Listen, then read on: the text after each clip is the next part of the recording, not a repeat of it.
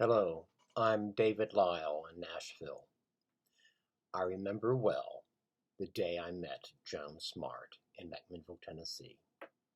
I was 8 years old, and it was 1969. My family had just moved to town. When I laid eyes on Joan, we were under a maple tree behind the Westwood Church of Christ at a Cub Scout troop meeting. The Smartt boys, Robert and Billy, were there. It must have been a family picnic meeting because all of our family on both sides were in the group. I imagine our sisters Elizabeth and Mary Carol were off in some covey in the corner with the preteens, comparing notes on who the meanest teacher in 5th grade was.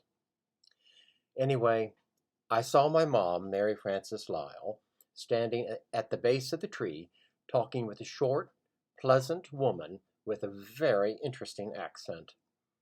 And this is the God's honest truth. I swear they were talking about the need to make graduate education more accessible to women. Next to them was a tall, skinny gentleman who sounded really genteel, like what I imagined a Tennessee country lawyer ought to sound like. That was Joan and Bob, or as I would know them for the first 15 years of our friendship, Mr. and Mrs. Smartt. Any of us who ever had even one chat with Joan knows she was quick-witted, funny, a gifted storyteller, and she always had an excellent book to recommend. My childhood memories include a string of conversations with Joan, and even better, chances to eavesdrop on her conversations with other grown-ups when the Smarts came over to our house for a party. When the grown-ups were together, she taught me what really good conversation could be like. She never dominated when talking to others, but if she could see that you had the good sense to be interested, she always had a telling anecdote to prove her point. She would brilliantly craft her stories.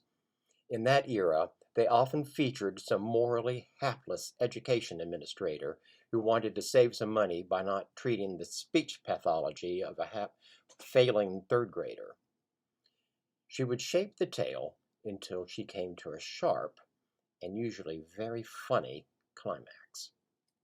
When I grew up, it was a secret pleasure of mine to be admitted into that circle of people who could hear her stories without hiding behind a chair.